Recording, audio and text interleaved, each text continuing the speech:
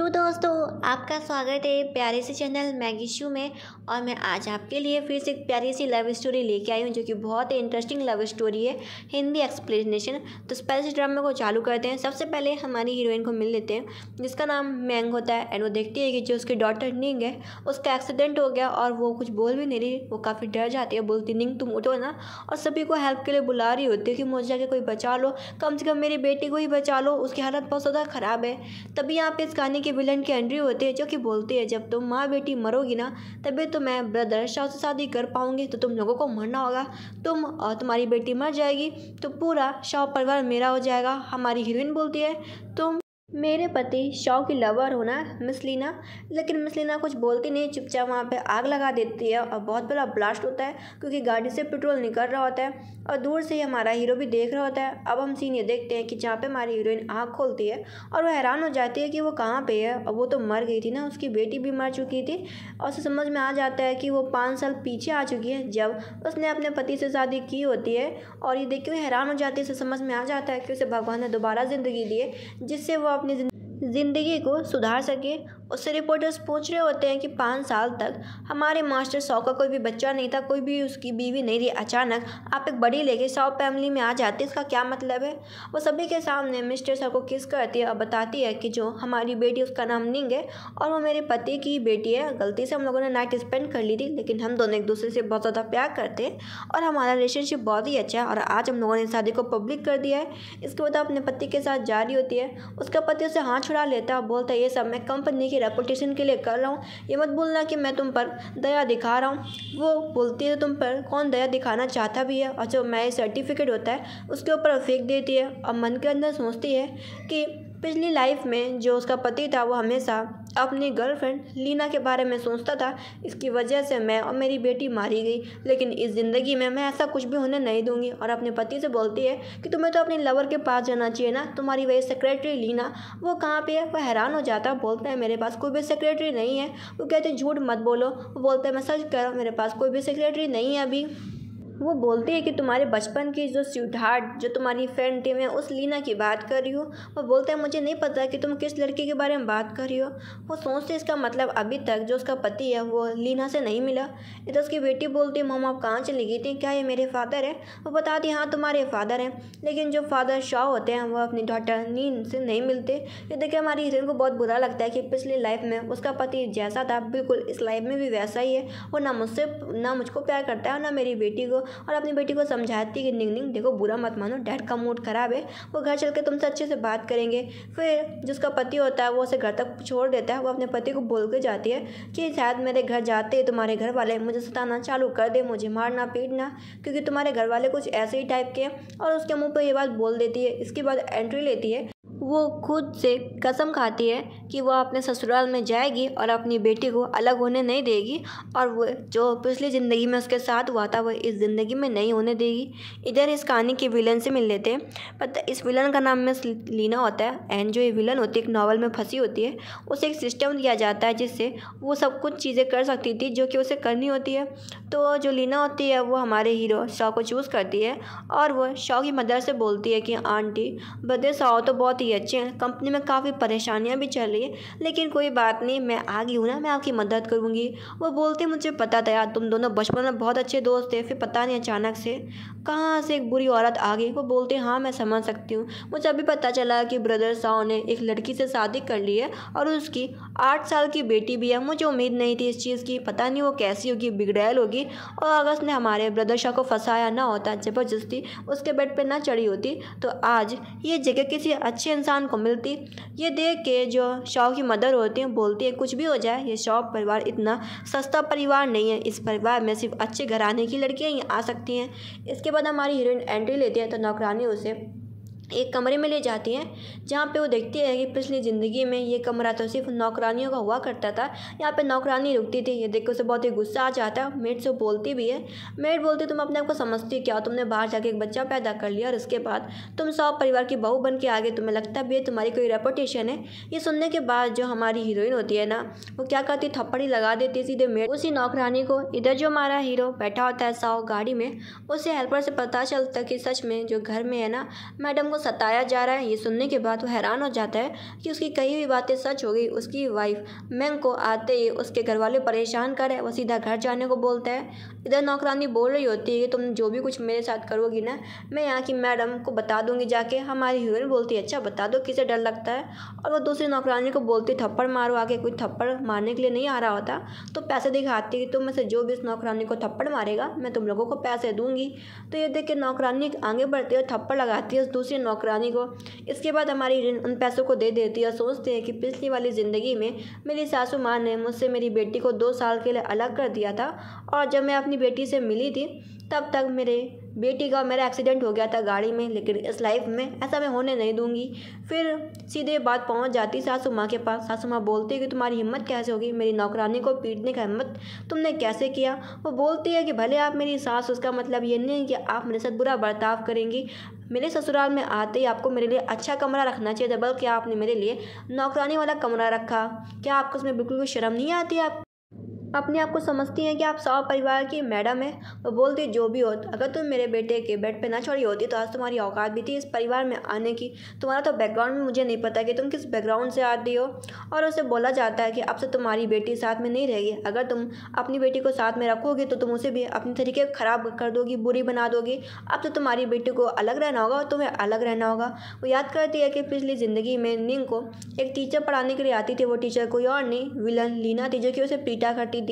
लीना बोलती है कि वो अच्छे से सब कुछ पढ़ा देगी, मैं तुम्हारी बेटी को अच्छे से सब कुछ सिखा दूंगी। अब तो तुम अपनी बेटी के साथ नहीं रहोगी और मुझे निंग को दे दो। लेकिन हमारी हीरोइन बोलती है कि मेरी बेटी निंग कहीं भी नहीं जाएगी। वो ज़बरदस्ती उसे निंग को छीन रही होती लीना। ये देख के मैंग थप्पड़ लगा देती है मिस लीना को। ये देख के मिस लीना जाती है, बोलती है कि देखिए ना आंटी, ये मुझे पीट रही है। सासू माँ बोलती है कि तुम मेरे सामने लीना को कैसे पीट सकती हो, वो भी अच्छी एक फैमिली से आती है। हमारा परिवार, उसका परिवार बहुत ही अच्छी दोस्ती कर रहा है। और वो सासू माँ नौकरानी को बोलती है कि इसे पकड़ के और इसकी बेटी को अलग कर दो। तभी वहाँ पे एंट्री होती है हमारे हीरो के। वो बोलता है यहाँ पे क्या चल रहा है। लीना तुरंत ही सिस्टम को बोलती है कि उसके ऊपर ऐसी ब्यूटी डालो कि जो मिस्टर शाह उसे देखती रह जाए। मिस्टर शाह बोलता है कि तुम कौन हो। वो बोलते तुम मुझे भूल गए, मैं तुम्हारी बचपन की फ्रेंड हूँ। लेकिन उसे बोलता है कि तुम मुझसे दूर रहो। इधर वो अपनी बीवी का ही सपोर्ट करता है। हमारी हीरोइन बोलती मुझे उम्मीद नहीं थी कि मेरे पति की चाइल्डहुड फ्रेंड इतनी अच्छी निकलेगी। और वो लीना को वहाँ से जाने के लिए बोलता है कि हमारे घर के मामले इसमें बाहर वाले को नहीं पढ़ना चाहिए। उसकी माँ बोलती है वो तुम्हारी अच्छी दोस्त थी, लेकिन वो कुछ नहीं बोलता और कहता मॉम ये सब बातें मत करो, अब से वो मेरी बीवी है। और उसी नौकरानी को निकाल देता है। माँ बोलती है कि इस नौकरानी ने 10 साल से हमारे घर पे काम कर रही है। लेकिन वो बोलता है आपको पता भी है जब से मैंने शादी करी है मिस मैंग से, शेयर्स काफ़ी अच्छी तरीके से उठ रहे हैं। अगर ये बातें बाहर फैलेंगी तो हमारा शॉ परिवार का नाम खराब होगा और उसे निकाल दिया जाता है। मैं रोती रह जाती है, लेकिन जो मॉम होती है कुछ भी नहीं कर पाती और वो अपने बेटे को रोक भी नहीं पाती है इस नौकरानी को निकालते हुए। और वो सभी लोगों को ऑर्डर देता है कि आज के बाद जिसने मेरी वाइफ का रूल नहीं माना उसे घर से बाहर निकाल दिया जाएगा। ये देख के सासू माँ गुस्सा करती रह जाती है। इधर हम विलन लीना को देखते हैं जो कि सिस्टम के ऊपर भड़क रही होती है। सिस्टम बोलता है आपने अपना टास्क नहीं किया, आपको पनिशमेंट मिलेगा। इधर हमारी हीरोइन को देखते हैं जो कि अपनी बेटी से बात कर रही होती है, अब से हमारा नया घर है, तुम अच्छी तरीके से घूमो। इसके बाद वो अपने हस्बैंड मिस्टर साव को पकड़ती है, उसे बोलती है कि हम दोनों शादीशुदा है और आज जो मेरे साथ हुआ उसके लिए तुम्हें कंपनसेट करना चाहिए। और उसके पॉकेट से निकाल लेती है ब्लैक कार्ड। वो जा रही होती है, लेकिन उसे पकड़ते हुए बोलता है कि मुझे उम्मीद नहीं थी कि तुमने जो भी कहा एकदम वो सच में ऐसा ही हुआ। तुम्हें कैसे पता चला कि आज ये होने वाला है। वो उसे बताती भी कैसे कि वो दोबारा इस ज़िंदगी को जी रही है। वो बोल देती है कि मैं एक औरत हूँ और मैं दूसरी औरत को समझ सकती हूँ। मुझे उम्मीद थी कि तुम्हारे घर वाले मेरे साथ ऐसा ही करेंगे।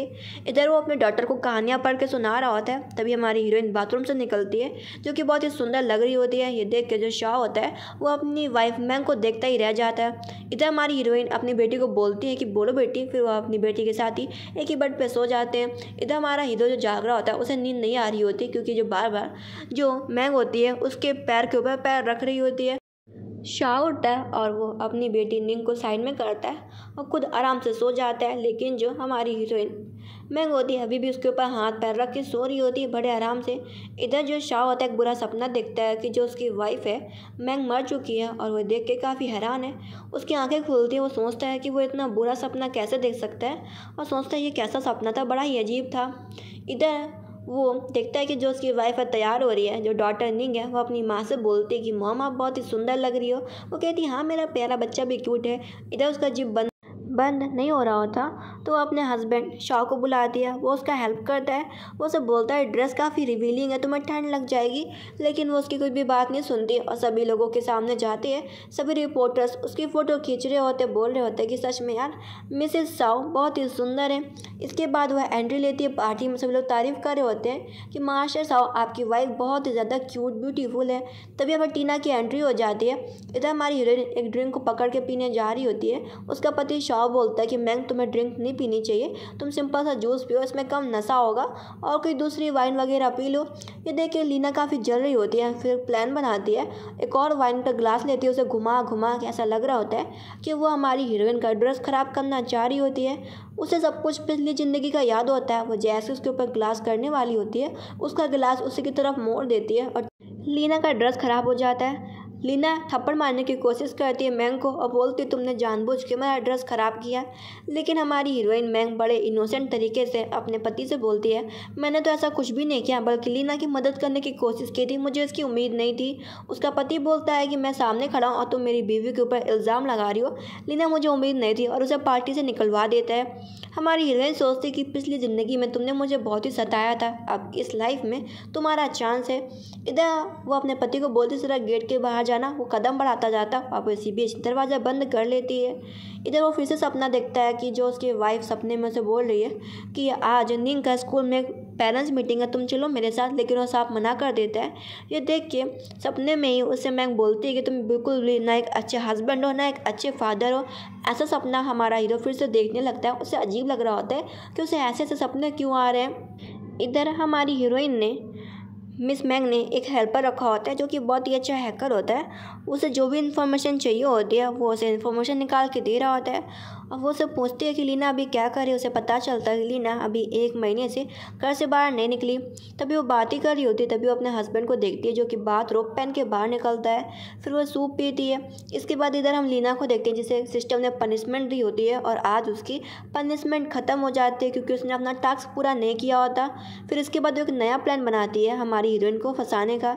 इधर हमारी हीरोइन को देखते हैं जो कि घर पे बैठ के अपना कुछ डाटा वगैरह चेक कर रही होती है। उसका हस्बैंड नशे में होता है और वो उसे हक कर ले रहा होता है। वो बोलती है नशे में मत हो, तुम्हारे लिए हैंगओवर सूप बनवा देती हूँ। तो वो जाता है नहाने के लिए और वो उसे मांगता है अपने क्लॉथ, तो उसके क्लॉथ देने के लिए जाती है और उसे इस हालत में देख के उसके तो होश ही उड़ जाते हैं। वो सीधा कमरे के बाहर ही भाग आती है और चिल्ला रही होती है कि ये बदमाश सच में जानबूझ के इसने ऐसा किया ताकि मैं ऐसे देखूँ और साई फील करूँ, यहाँ से बाहर निकल आऊँ। तभी उसके पीछे से उसका हस्बैंड आ जाता है जो कि उसे हक कर लेता है और बोलता है हम लोग तो रियल लाइफ में हस्बैंड वाइफ है, और उसे ज़बरदस्ती लिप किस करने लगता है बोलते हुए कि तुम मुझसे दूर मत भागो, मैं तुम्हारा हस्बैंड हूँ। फिर वो उसे बोलती है कि तुम्हें सो जाना चाहिए और क्योंकि तुम्हें नशा है। इसके बाद हम मॉर्निंग का सीन देखते हैं। उसे बहुत ज़्यादा तेज़ बुखार होता है। ये देख के जो उसका हस्बैंड होता है वो सीधा डॉक्टर को बुलवाता है। पता चलता है कि अभी वो हाल ही में जो सूप पी रही हैं वो बिल्कुल भी उनकी सेहत के लिए अच्छा नहीं है, ऐसे उनका शरीर कमज़ोर हो जाएगा। इधर जो हमारे हीरो मिस्टर शाओ का बर्थडे आने वाला होता है, उसके फ्रेंड इनवाइट करते हैं उसे क्लब हाउस में। हमारी हीरोइन उससे पूछती भी है कि किसका फ़ोन था। वो बोलता है बस ऐसे दोस्तों का था, मुझे कहीं बाहर जाना होगा। हमारी हीरोइन को पता होता है कि उसका 2 दिन बाद बर्थडे आने वाला है क्योंकि वो पिछली ज़िंदगी में उसकी वाइफ रह चुकी, उसे सब कुछ याद है पास्ट लाइफ का। इधर जो उसके दोस्त लोग होते हैं वो बैठे होते हैं लीना के पास। लीना ने उन सबके दिमाग में अलग ही बुराइयाँ भर रखी होती है शाओ के दोस्त में। जैसे ही मिस्टर शाओ वहाँ से चला जाता थोड़ी देर के लिए ताज़ी हवा खाने के लिए, लीना बताती है कि जो शाओ की बीवी है ना वो सिर्फ पैसों के लिए आ चुकी है शाओ परिवार में। ये सब देख के वो लोग बोलते हैं कि हमें उस लड़की को भगाना होगा। इधर जो हम देखते हैं जो हमारी हीरोइन का जो हैकर फ्रेंड होता है उसे बताता है कि तुम्हें यहाँ पे क्लब हाउस में नहीं आना चाहिए, लीना अपने दोस्तों के साथ मिल के तुम्हारे लिए प्लानिंग बना रही है। वो बोलती नहीं मुझे आना होगा, मुझे सामने से देखना होगा कि वो किस हद तक गिर सकती है। इधर उसे फ़ोन आ जाता है शाओ के फ्रेंड्स का जो कि उसे बोल रहे होते हैं भाभी आप आ जाओ क्योंकि भैया मतलब मिस्टर शाओ काफ़ी नशे में है। इधर वो आती तो है क्लब हाउस को, इसके ऊपर जानबूझ के बर्फ़ फेंकने वाला होता है, उसे वही बंदा बचा लेता है। वो जान नहीं पाती कि जो उसके सामने खड़ा है वही उसका हैकर फ्रेंड है। मतलब कि दोनों कॉल मैसेज में बात किया करते थे, रियल लाइफ में दोनों एक दूसरे से नहीं मिले होते। वो बोलता है कि सिस्टर तुम कहाँ जा रही हो। वो बताती है कि मुझे इस रूम नंबर तक जाना है। वो उसे लेके जाता है और कहता है कि मेरा नाम टैंक्सी है, आप मुझे टैंक्सी कह के बुला सकती हो। इसके बाद वो अंदर से बातें सुन रही होती है। वो लोग जान के होते हैं कि जो रूम के बाहर है मैंग खड़ी हुई है और मैंग के बारे में, उसकी माँ के बारे में, उसकी डॉटर के बारे में काफ़ी बुरा भला बोल रहे होते हैं। ये देख के मैंग से रहा नहीं जाता आता और एकदम से पर्दा हटा देते, बोलते तुम लोगों को शर्म नहीं आती, मेरे बारे में बोल रहे हो, मेरी माँ के बारे में बोल रहे हो, कम से कम मेरी बच्चे के बारे में तो मत बोलो जो कि इतनी छोटी भी है। वो लोग बोलते हैं अगर तुम मास्टर साहब के कमरे तक ना जाती तो आज तुम मिसेज साहब होने के लायक भी नहीं थी। और कमरे के बाहर से मिस्टर साव भी आ जाता है और सारी बातें सुन रहा होता है। ये देख के हमारी हीरोइन को बहुत गुस्सा आता है, उसे रहा नहीं जाता। मिसली बोलती देखो तुम ही ना आके यहाँ पे लड़ाई करना चालू किया, हम लोग तो बस बातें कर रहे थे। तभी वहाँ पे उसके दोस्त लोग बोलने लगते हैं कि ये जो भाभी है हम लोगों को परेशान करिए। शॉप बोलता है तुम चुपचाप घर चलो, मैं इन्वेस्टिगेट कराऊंगा, लेकिन वो भड़क जाती है, उसको लात मारती है कि ये लोग मेरे सामने मेरी बेटी की, मेरी माँ की बुराई करें, मेरे बारे में भी बुला बोल रहे हैं और तुम मुझे घर जाने के लिए बोल रहे हो, तुम कैसे आदमी हो। और वो काफ़ी गुस्से में होती है, बोलती है कि तुम मेरी मदद नहीं कर सकते तो किसी को रोको भी मत। वो उसे बोलता है कि मैं तुम्हें बाद में तुम्हारी मदद कर सकता था, तुम मुझे मार क्यों रही हो। लेकिन वो टैंक्सी को बोलती है कि मैं तुम्हें डबल पैसा दूंगी, इन लोगों की अच्छे से कुटाई कर दो। तो टैंक्सी मान जाता है और उन लोगों को पीटने लगता है। इधर वो उसको वीचर आईडी दे रही होती है मिस्टर टैन को, उसका हस्बैंड उसे रोक रहा होता है। लीना बोल रही होती है कि मिस्टर शाह तुम्हारे फ्रेंड को पीटा जा रहा, तुम उसे बचाते क्यों नहीं हो। लीना बोल रही होती है कि देखना वो अपने फ्रेंड को ज़रूर बचाएगा, भले वो तुम्हारा हस्बैंड है लेकिन वो तुम्हारी बिल्कुल भी चिंता नहीं करता। इधर वो देखती है कि जो उसका हस्बैंड है वो घड़ी को उतार रहा है, शायद वो टैंक्सी को पीटेगा, लेकिन ऐसा नहीं करता। उसका हस्बैंड शाह अपने दोस्त को ही पीटता है कि तुम मेरी बीवी के बारे में बुरी बुरी बातें बोल रहे हो, तुम्हें लगता है कि मैं तुम्हें नहीं पीटूंगा, और वो सच में दोस्त को पीटता है। ये देखिए हमारी हीरोइन स्माइल करती है और लीना वहाँ से चली जाती है। टैंक्सी बोलता है तुम्हारी मैंने मदद कर दी है, तुम मुझे पैसे भेजना चाहती हो तो हम लोग क्यों ना वीचैट में जुड़ जाते हैं। वो उसे बोलती हूँ थैंक यू मेरी मदद करने के लिए, और अपना इलाज करवा लेना क्योंकि तुम्हें चोट लगी, और उसे वीचैट आईडी दे ही रही होती है। उसका हस्बैंड आ जाता बोलता है ये पैसे मैं उसको बाद में दे दूंगा, तुम्हें उसे वीचैट में जोड़ने की ज़रूरत नहीं है। वो उसे थप्पड़ मार देती है कि तुम्हें मेरे मामलों के बारे में चिंता करने की कोई भी ज़रूरत नहीं है। लेकिन वो अपनी वाइफ को उठा के वहाँ से लेके जा रहा होता है और कहता तुम मेरी वाइफ हो, मैं तुम्हें घर लेके जा रहा हूँ। वो जैसे घर पहुँचते उसके बाद चिल्ला रही होती है कि तुम कमीने बदमाश, तुम्हारी हिम्मत कैसे हुई मुझे रोकने की। उसका पति शॉप बोलता है कि तुम्हें उस क्लब हाउस में जाने की क्या ज़रूरत है। वो उसे बताती है कि तुम्हारे दोस्त ने मुझे फ़ोन करके बुलाया कि आज तुम्हारा बर्थडे है और तुम नशे में हो, तो मैं तुम्हें पिकअप करने के लिए क्लब हाउस में गई थी। मुझे उम्मीद नहीं थी कि तुम और तुम्हारे दोस्त मिलकर मेरे बारे में, मेरी बेटी के बारे में, मेरी माँ के बारे में इतनी बुरी बुरी बातें बोलेंगे। और वो गुस्से में आके अपने पति को पीटती भी है और बोलती है कि तुम भाड़ में जाओ, और ऐसा बोल के सीधे अपने कमरे में चली जाती है। वो किसी को फ़ोन करता है मिस्टर साहब कि पता करो क्लब हाउस में किसने लड़ाई पहले चालू करी थी। इधर जो मिस्टर शाह होता है बैठ के किताब पढ़ रहा होता है, नौकरानी से पता चलता है कि मैडम को सूप दे दिया गया है। इधर वो चुपचाप बस फिर से सो जाता है और रात से सुबह भी हो जाती है। तभी हमारी हीरोइन काम कर रही होती है किचन में और गलती से उससे आवाज़ हो जाती है, मतलब कि कांच का गिलास टूट जाता है। तो मिस्टर शाव की नींद खुल जाती है और वो देखते हैं कि जो उसकी वाइफ है मैंग खाना पका रही होती है। वो बात करने का कोशिश भी करते हैं लेकिन वहाँ से वो चली जाती है। वो उस खाने को देखे वो फिर से उस खाने को बनाने की कोशिश करते हैं और उन्हें फिर से कुछ पास का याद आने लगता है कि जो उसकी वाइफ थी उसे बिल्कुल भी खाना बनाना नहीं आता था, लेकिन वो एक बार नशे में था तो उसकी वाइफ ने उसके लिए हैंगओवर सूप बनाया था। उसे सब अजीब अजीब सी यादें थोड़ी सी आ रही होती, उन चीज़ों से काफ़ी परेशान होता है, लेकिन वो पता नहीं उसको क्या मन में आता है। वो खुद से अपनी वाइफ के लिए खाना बना के तैयार करता है और नौकरानी को बोलता है कि खाना उसके पास पहुंचा दो, मेरी वाइफ मैंग के पास। इधर किसी को बोलता है कि क्या तुम इस स्कूल के बारे में जानते हो, वो क्योंकि अपने सपनों से काफ़ी परेशान था। इधर वो अपने डॉटर निंग के स्कूल के लिए प्रोजेक्ट बना रही होती है जो कि उसे बार बार टूट रहा होता है और उसे भूख भी लगी होती है, उसका मूड काफ़ी ख़राब होता है। तभी मेड उसके लिए खाना लाती है, वो मेड को देख के काफ़ी खुश होती है, उसे थैंक यू भी बोलती है और जैसे ही खाने को टेस्ट करते से तुरंत ही पता चल जाता है कि ये खाना मेड ने नहीं बल्कि उसके पति ने बनाया था, क्योंकि उसे पिछली लाइफ का सब कुछ याद होता है, यहाँ तक कि उसके अपने हस्बैंड का खाने का टेस्ट भी। तभी मिस्टर साहब कमरे में आता है और वो देखता है कि जो उसकी वाइफ है वो सोई हुई है, उसे उठा के बेड पे लेके जा रहा होता है। उसकी आँख खुल जाती है, वो बोलती है कि तुम क्या कर रहे हो और तुम मेरे सामने जानबूझ के ऐसे कपड़े पहन कर क्यों आए हो। वो बोलता है मैंने तुम्हें देखा कि तुम बस ऐसे चुपचाप सो रही, मुझे लगा मैं तुम्हारे बेड तक तुम्हें छोड़ देता हूँ। वो उसे बोलती चले जाओ यहाँ से, मैं तुम्हें देखना नहीं चाहती। और वो काफ़ी अभी भी गुस्से में होती है अपने पति से और वो उठ के निकल जाती है। वो उसे कवर करता है जिससे वो आराम से सो जाए। इसके बाद हम सीन देखते हैं जो उसके दोस्त के जो मॉम होती है मिलने के लिए आती हैं कि तुम और मेरा बेटा जाओ, बहुत ही अच्छे दोस्त है, ऐसा क्या हो गया कि तुम लोगों ने उसे पकड़ के पीटा बार में। ये देख के मिस्टर शाह बोलता है क्योंकि आपके बेटे ने मेरी बीवी का मजाक उड़ाया, उसके बारे में बुरी बुरी बातें बोली, मैं ऐसे कब तक सहन करता और आप ऐसे चली जाइए। इसके बाद वो अपने कमरे में होती है। उसकी बेटी बोलती है मॉम आज डैड को हम लोग अपने साथ सुलाएंगे क्योंकि डैड अच्छी कहानी सुनाते हैं। वो अपनी डॉटर से बोलती है कि डैड को काम होगा, उन्हें काम करने दो। लेकिन जो जो डैड साहब होते हैं वो बोलते हैं हंसते हुए कि मुझे आज कोई भी काम नहीं है। वो अपनी बेटी को बोलती है कमरे में तो कोई एक ही सो सकता है, तो तुम सोच लो कि तुम डैड के साथ रहोगी या मेरे साथ रहोगी। तो वो अपने डैड को नहीं चुनती बल्कि अपनी मॉम मैंग को बोलती है और डैड से कहती है डैड मेरा हाथ छोड़ दो, मैं अपनी मॉम के साथ ही सोने जाऊँगी। ये देख के जो मास्टर शाह का प्लान होता है वहीं पर ख़राब हो जाता है और वो दरवाज़ा फिर से बंद करके आराम से सोने लगती है। बेचारे प्यारे मिस्टर शॉ का प्लान फिर से ख़राब हो जाता है और वो दोबारा सोफे पे सोते हैं। नौकरानी आके उन्हें कवर करती है और सोचती है लगता है कि मालिक और मालकिन के बीच में फिर से लड़ाई होगी।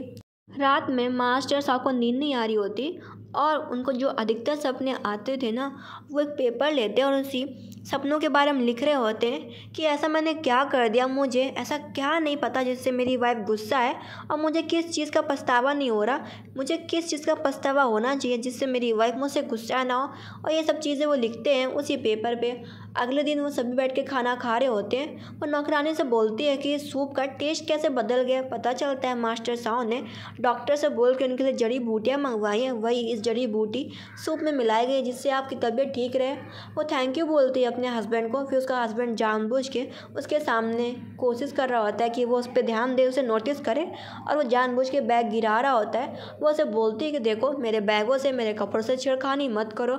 वो उसका बैग उसे वापस रखने के लिए बोलती है, सेम उसी जगह पे वो रख देता है। वो उसका जो पैजामा वगैरह होता है, नाइट सूट वगैरह, उसको देती है कि जाओ और दोबारा सोफे पे सो जाओ जाके।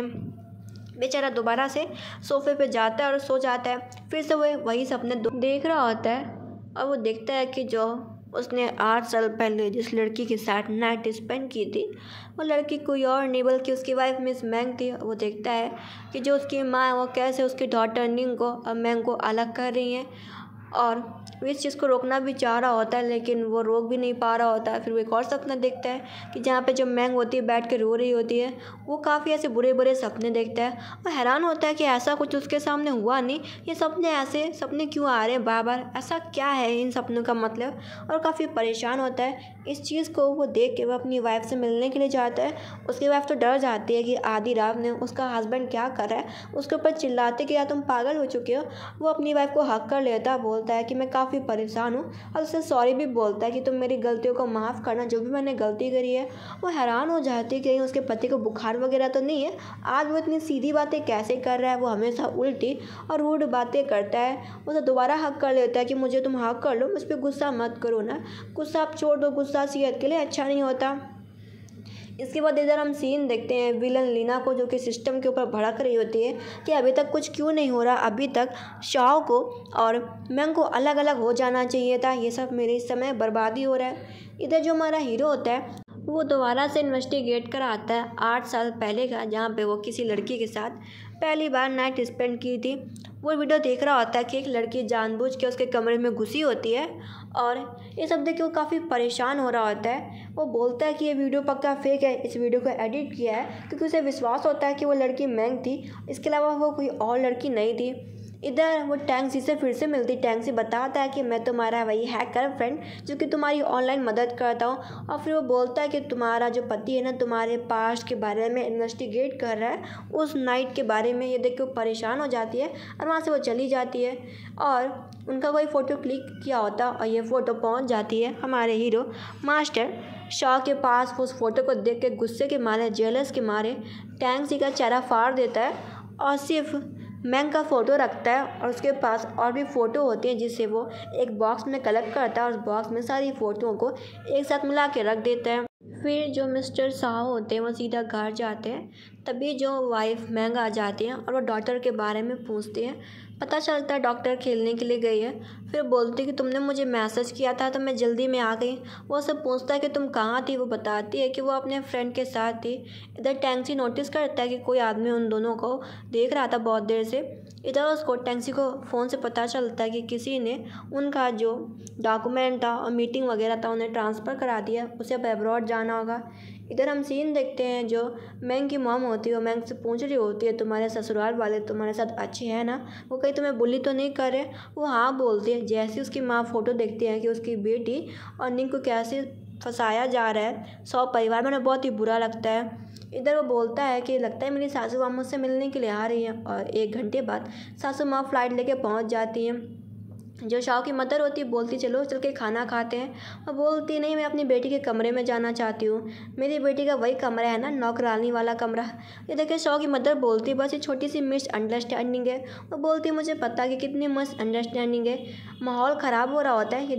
ये देख के मैंग बोलती है कि मॉम चलिए मैं आपको निंग से मिलाती हूँ, वो काफ़ी मोटी हो गई है। उसकी माँ बोलती झूठ मत बोलो मैंग, मैंने वीडियो कॉल में निंग को देखा था, वो पहले से काफ़ी पतली हो चुकी है। मुझे पता है कि तुम्हारे ससुराल वाले कैसा बिहेवियर करते तुम्हारे साथ। इधर साओ की मदर बोल रही होती कि देखो मैंग की मॉम कितनी बुरी है और मुझसे किस तरीके से बात कर रही थी। बेटा शाओ बोलता है कि उसकी मॉम तो बस अपनी बेटी की तरफदारी कर रही थी, इसके अलावा और क्या। इधर जो उसका हस्बैंड बोलता है कि देखो मुझसे अब गुस्सा मत हो, हम तुम हस्बैंड वाइफ है।